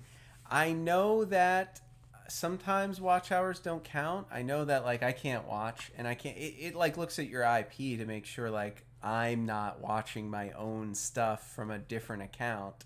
So, I mean, that won't be counted. It like, gets counted, and then YouTube removes it, like, a couple of days later. So, it'll, like, add a bunch of watch hours, and then it'll subtract them all once it realizes, once the YouTube algorithms and AI realize that they all came from my IP address. But yeah, thanks. I would love to get partnered with YouTube. I think we make great content. I care very much about this show. Put a lot into it. YouTube would be proud to have me, to have us, to have our community, however small it may be. We would do well on YouTube, so they ought to partner with me. But yeah, like I said, the bar for YouTube partnership is very high. It's much, much higher than Twitch. You need to have 1,000 subscribers. You need to have 4,000 public watch hours. That's 240,000 minutes. My own minutes don't count. Any minutes from a suggested video in some other advertising format will not count. It has to be like organic. I found your channel in a search, or somebody shared a link with me and I watched the videos. You know, once I have a subscriber, you guys all tend to watch a lot of videos, so that's great. So that's kind of why I'm thinking, like, if I can get to 1,000 subscribers first, those people will probably watch old NES Happy Hour, and we'll get to that 4,000 hours a lot quicker. But, you know, so that's what I'm focused on right now. 1,000 subscribers, small goals, baby steps. If we can get 4,000 watch hours by the end of the year, that'd be great. But like I said, we're at 500 that are counted in my favor since like April. So I don't think we're going to get 3,500 in the next 3 months, but maybe I'll go viral. Maybe I'll get a whole bunch of fans all at once. Or maybe, you know, you guys will just, like, you know, watch my videos all night long every day. And don't tell YouTube I told you to do that. No, I don't know how it all works, to be honest with you. I'm just having fun putting the shows together. Yeah, AVGN, Angry Video Game Nerd, a big fan for me, for myself. I watch all those videos. I also watch Pat Contry, Ian. I watch their podcast. You know, those are my people. I think they would all love this show. I don't know how to get them to notice me, though, right? Notice this content. If one of them talked about my channel on one of their podcasts or shows, that's what I mean. That might be all it takes. The Angry Video Game Nerd or Pat and Ian talking about my show, and then suddenly the next day I have 4,000 subscribers all in like 24 hours. You know, so we'll see. We'll see. Hey, anyways, let's wrap up with the bar trivia challenge. I told you today was going to be a trivia day, a trivia game followed by trivia of my own. And there it is. Ooh, I hope you can. Oh, did you hear that? Oh, you didn't hear it. Okay, guys, I'm going to play the audio for you again so you can hear it. There it is. I forgot I muted the audio capture earlier. Bar Trivia Challenge. This, the MTV Remote Control Edition. Oh no, you can't even see it now. Oh well. Question number 1 is this. Actually, guesses are in the chat. I realize some of you might be tuning in for the first time. Let me explain the format. I prepare 5 multiple choice questions. We start with what I think is the easiest. We end with what I think is the hardest. Usually we save my favorite question for last. It's not always the hardest, but question number 4 is always the hardest. Any guesses you make appear in the chat above me, so if you are willing to tune in live, you can participate and play along at home and have fun with us. I'm not going to lie, they're hard. I make them hard intentionally. I think it's fun. I think trivia is fun, so you shouldn't be shy if you don't know the answers. Certainly, you watched us play this game today, and you know we guessed on just about everything. So I hope you enjoy, and I hope you shout out your answers in the chat. Thankfully, it's working. Question number 1, which of the following MTV programs has the distinction of being the very first original MTV programming that did not feature music videos? A little typo. Which of the following programs was the very first original MTV programming that they developed, designed, created, produced, deployed that did not feature music videos? Was it A, Remote Control, today's game? Was it B, Real World? Was it C, Road Rules? Or was it D, Beavis and Butthead? Those are your choices. Which one was the very first originally produced and, shown on MTV that did not feature music videos? You have 10 seconds. The clock starts now.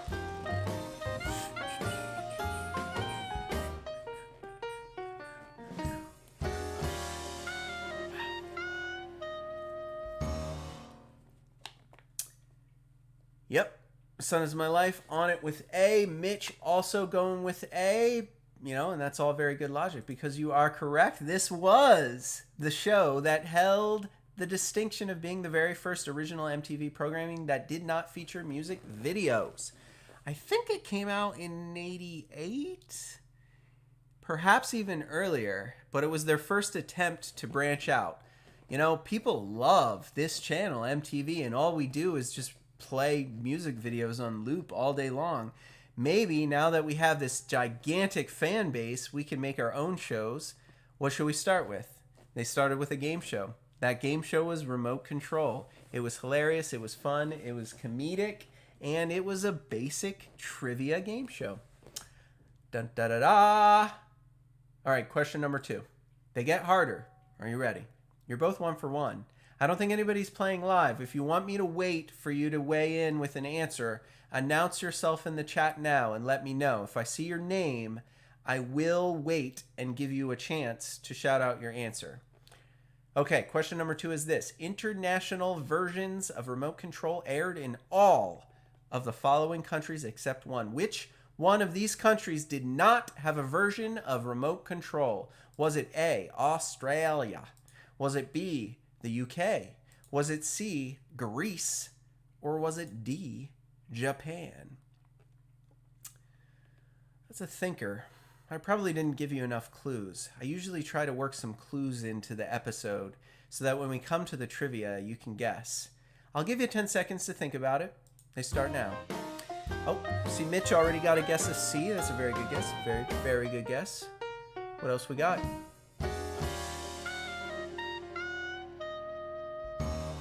Whenever I have to put together bar trivia questions about a game that's nothing but trivia, it's always very hard to make them balanced. I see a guess of C. I see a guess of D. D is correct. Japan. There was actually a version of Remote Control airing in Australia and United Kingdom. Those are probably the safe bets. Makes sense. But whether or not C or D was the correct answer was the challenge, right? Which one of those countries had one? had a version of this show and which one didn't. I can't tell you for the life of me why Grease would air a version of Remote Control, but they did, and it took them so long to do it. Like the others started airing, Remote Control, and there were other countries like, Latin American countries that had a version of the show. It was a Spanish version of Remote Control. Australia, United Kingdom makes sense. It all happened around the same time. Greece was like, they discovered this show like in 1996 and loved it and made a version of Remote Control that aired in Greece. But Japan, that was the red herring, right? Because they love bizarre, crazy game shows, and you know it. They did not notice Remote Control. They did not have a version of this game show, even though they have some crazy game shows. You are correct. D was the answer, Japan. All right, question number 3. Let's move on. Which of the following artists frequently appeared on the show to torture the episode's 2 losing contestants as they were each eliminated? I did mention this at some point during the show. Was it A, the Red Hot Chili Peppers, blaring their punk music to make people annoyed or something? Was it B, Weird Al Yankovic, as weird and annoying as Weird Al can be? Was it C, Barry Manilow? Or was it D, Wham? One of these artists, one of these bands, one of these people frequently appeared on the show whenever a contestant was eliminated, and they went into a different room where this artist, this group, or this person just tormented them and pestered them and made fun of them and tortured them. You have 10 seconds. Clock starts now. We got to guess a B already. That's good. That's a good sign. Confidence. Mitch is also going with B. I haven't heard from anyone else on today's show, so I'm going to assume you two are the only ones playing along live with me.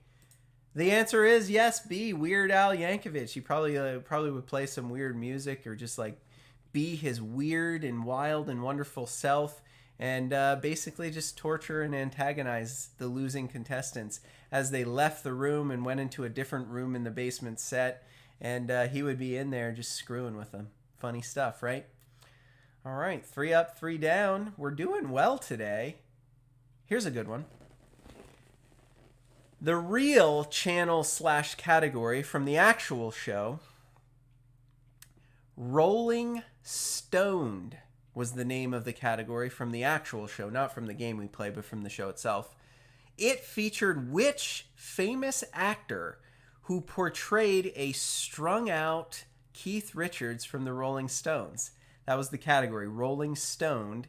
And then they did a cutscene, a skit, basically, where a famous actor pretended to be Keith Richards while completely strung out on drugs. The category was called Rolling Stoned. He would probably deliver like a trivia question pretending to be Keith Richards.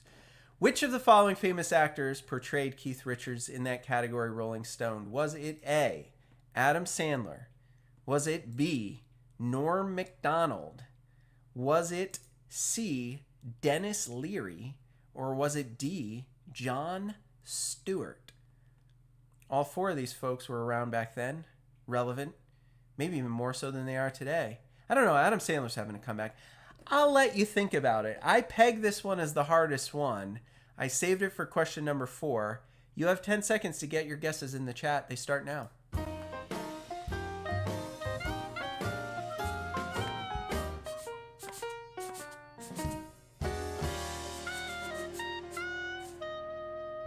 We have a guess of C from Mitch.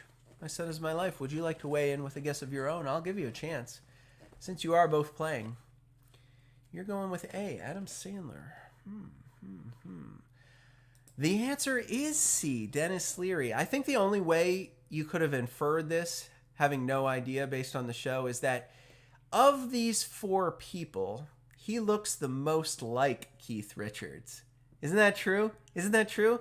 He's probably not like traditionally known as a comedian like the others, but he was really good friends with Colin Quinn back in the day, and Colin Quinn was the host of this show, and I'm sure they worked together. I'm sure they had a hand in designing the show, and it was Dennis Leary who did the comedic skits where he pretended to be Keith Richards doing impressions or impersonations, and the category is called Rolling Stoned. He would deliver the trivia question, and then they would all buzz in, right? Dennis Leary. Yeah, look up Dennis Leary. He wasn't always a funny guy. I mean, in fact, he won some pretty big awards for Rescue Me. Really great television drama. I remember from, I want to say like the early 2000s. But it was about firefighters, and he was like the main guy. I think he might have even had a hand in like writing and directing a lot of it. But it was very serious, and it was very like gripping. He was really good in it. He's a little older then. I mean, I guess back in the day he was just screwing around with his comedian friends. But he's definitely had a long and storied career. Dennis Leary, look him up. I strongly recommend you check out some of his more serious stuff. But yeah, he was on the show. He was a regular. Funny stuff. All right, I always save question 5 for last. Which one of the following channels from the original show, those are the categories, you know, you saw some of them today, like the Beaver channel or whatever. In the game show, there were a series of channels that were categories. Which one of the following channels from the real show was not a real category for contestants to choose? I'm going to give you 4. 3 of them were really actual categories in the original show. One of them I made up. Which one was it? A, band butt prints. B, celebrity cat scans. C, dead or Canadian. D, name that chicken. Believe it or not, 3 of these were actual categories on the show. One of them I totally made up. Your decision is which one did I totally make up. I'll give you 10 seconds to think about it, and then I'll tell you about some of these categories. I told you I saved the best one for last. We got a guess of B. We got a guess of C. Celebrity cat scans, dead or Canadian. Oh, this is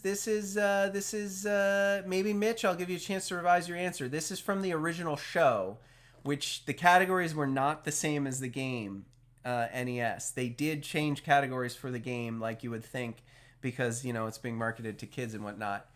We are talking about the original show itself. So 3 of these categories were real categories on the show itself on MTV. One of them is totally made up. Still want to go with C? I'll take that as a yes. The answer is A. Band butt prints is... Oh, you guessed. You switched it. Band butt prints is the one I made up. Celebrity cat scans was a real and true category you could stumble upon during the show. And it is exactly what you think.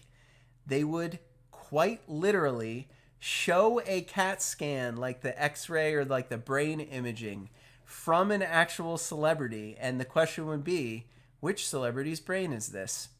I kid you not. Celebrity CAT scans. Isn't that ridiculous? Where did they even get the CAT scans? Was it all made up? I don't actually know. I want to Google it. I want to get on YouTube and watch old episodes to see if like they were able to actually obtain real CAT scans of actual celebrity brains, and then like they would show it on the screen and you would have to say, which celebrity is that? Of course nobody knows. It's absurd. Category C, dead or Canadian, an actual category on the show where they would give you the name of a famous person. And all you had to do was say, is that person dead or is that person Canadian? A or B, dead or Canadian. And I can't even tell you what name that chicken is. Can't even tell you. I scoured the internet. I found a reliable list of categories, but Name That Chicken did not have a description, and I could not find any information on the internet about what they would ask you. Presumably it had something to do with chickens. Maybe they would give you a picture of an actual breed of chicken and you had to name it. Maybe it had something else to do with chickens. I don't know. I couldn't find any information on the internet other than the fact that it is a real category from the original show. So that's it. I hope you enjoyed it. 5 up, 5 down. That is my bar trivia challenge on the NES Happy Hour with Fitz and Master G. The MTV Remote Control Edition. All right, all right, all right. There it is. Hey, before we go to the closing segment, we got a question in the chat from Mitch again. Quick before you go, can I ask if you'll be doing any Mega Man games in the future? It is your favorite NES series. I have them all to play along and help you. I will need your help. And here's the story with Mega Man, because I do have a collection. I do possess about 400 games, which is not quite halfway through the licensed and unlicensed library. I do have Mega Man 1, 2, 3, and 4. I do have these reproduction boxes for Mega Man 1, 2, 3, and 4. The problem is I have not been able to locate a manual for Mega Man 1. I do have the manual for Mega Man 2, 3, and 4, and I thought about, what does it matter? What if we just start? What if the first Mega Man we do on the show is like Mega Man 3 or something? But I always walk it back. I always think, when we start doing the Mega Mans, we should start with the first Mega Man. And unfortunately, however big my collection might be, I don't actually have the manual yet. And I made a rule, I don't want to do these episodes until I have the original manual and the original game, because part of this is to help me continue working on my collection. So it matters to me that I don't just steal something from the internet. I want to have the actual stuff. And I could start with a different Mega Man. I definitely could start with a later Mega Man. But I kind of I want to start with Mega Man 1. So I really just need to find that manual. Maybe I'll just buy it. Maybe I'll just eBay it. It's a really expensive one. It can run like $50. And maybe we'll premiere season 5 with Mega Man 1 in December. I don't know. Maybe that's an idea I should invest in. Since you guys would like me to start doing the Mega Mans, I'm definitely going to play them all. It's just a matter of when. So I'll take that to heart. I will consider it. It's not going to happen in season 4. It takes a lot of work to produce these episodes. So, once we settle on the 20 games, it's got to be set in stone, because I got to do all the graphics, all the slideshows, all the trivia, all the manual scans, all the artwork and all that stuff. So not for season 4, but maybe for season 5. That's my answer.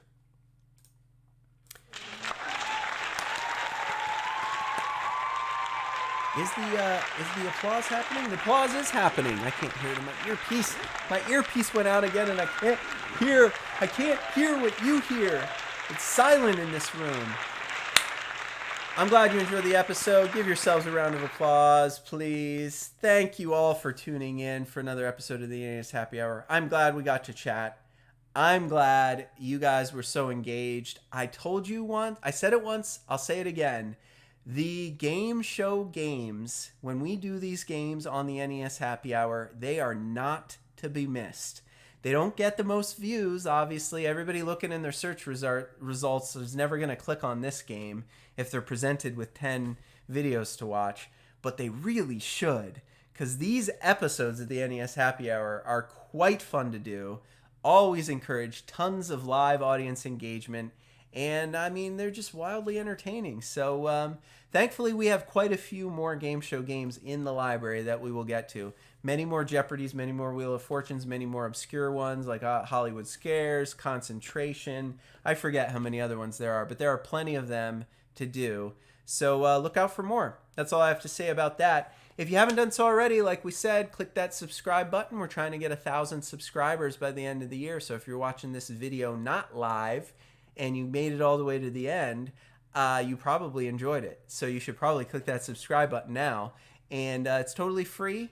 Additionally, if you want to support the show, we're not looking for tips, although tips are definitely welcome. You can go to www.fitzandmasterg.com to donate. If you really want to know what you can do to help support the show, it's very simple and it's very free. Just subscribe to the channel, Retro Gaming Adventures with Master G, and watch as many videos as you can possibly consume. It's all free. It's all up there for you. We put all the reruns up there. Even though this is a live show, I pop it right on the channel, completely unedited, and that's where it stays. So if you're watching a rerun, you can trust that this is exactly how it went live. Unscripted, anything can happen, and sometimes anything does. Yeah, the Predator episode. That's a good point. If you're looking in the YouTube chat right now, we had one episode that was a disaster live because the game was just a mess and it didn't go well. But we've played through 63 games, or 64. This is number 64, actually. Yeah, we've gotten through 64 games, and on the whole, these cartridges hold up. They last. They do well. Sometimes we got to finagle them a little bit to get them started, but once they're started, we're good to go. What do I want to tell you? Yeah, other than subscribing and watching the videos, check out the website, www.fitzandmasterg.com. It's all one word, Fitz and Master G. FITZANDMASTERG.com. A lot of good stuff up there. You can get all our social media links. Follow us on Twitter, which is a good idea. Look at Fitz's puppy pics on Instagram. It's all public. All our old NES Happy Hours up there. You can donate there. You can shop for merchandise. It's all great. But you probably want to know what's next. Tomorrow is a Friday game.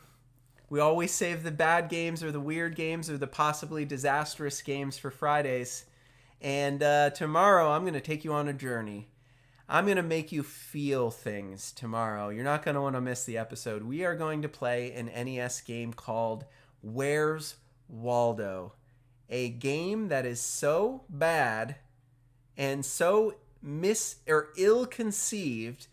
The Angry Video Game Nerd said it takes about 6 minutes to beat and none of it makes any sense. We are going to have a blast on the show tomorrow. We are going to feature Where's Waldo, the NES game. We'll have another great cocktail. We'll have another great manual. I'd love to tell you we're going to have an hour of gameplay, but it's just going to devolve into us making fun of this game. And I promise you, I'm going to set this up in such a way that you're going to feel things. I'm going to take you on a journey when you were a little kid and you were just waiting for Christmas and you just kept folding the pages of those catalogs to hint to your mom, I want you to buy me these games. I want you to buy me this one. And you're circling games and you're circling games and you're saying, Mom, these are the games that I want for Christmas. And then you get Where's Waldo? And, because it's possibly educational, it's family friendly. And when you see what this game is like, you will understand the pain which those children must have felt who opened a package on Christmas morning only to see Where's Waldo and to be excited. Maybe it's not that bad. Maybe this is as fun as the books. Maybe it's great. Let's read the manual. The manual is awesome. This game's going to be so fun. See if it is as fun tomorrow, live at 4 p.m. Eastern on the NES Happy Hour with Fitz and Master G. We'll see you then. That's our game. You're not going to want to miss it. Take care of yourselves. Have a good night. I am signing off.